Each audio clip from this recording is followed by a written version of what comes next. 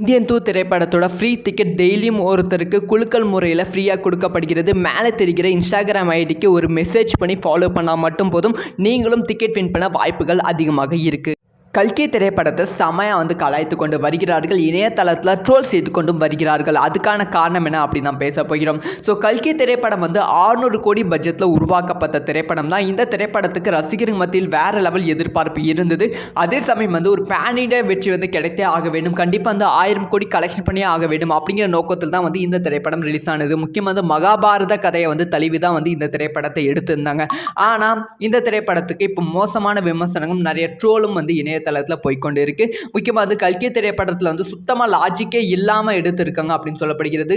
முக்கியமாக பிரபாஸ் அவர்களுக்கு ஆட்சிலாம் லாஜிக்கே இல்லாமல் தான் இருக்கு அப்படி சொல்லி குற்றச்சாட்டுகள் அதிகமாகவே இருக்கிறது.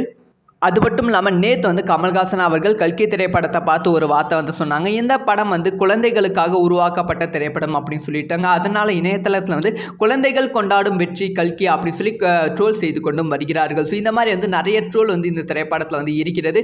அதே சமயம் பிரபாஸே ஃபர்ஸ்ட் ஹாஃப் கேமரா ரோல் தான் பண்ணிட்டு போகிறாங்க அப்படின்னு சொல்லி கலாய்த்து கொண்டும் வருகிறார்கள். ஸோ இதை பற்றி உங்களோட ஒப்பீனியன் என்ன? கல்கி திரைப்படத்தை நீங்கள் பார்த்தீங்களா? உங்களுக்கு எப்படி இருக்குது அப்படிங்கிற விமர்சனத்தை மறக்காமல் கமெண்ட் பண்ணிட்டு போங்க.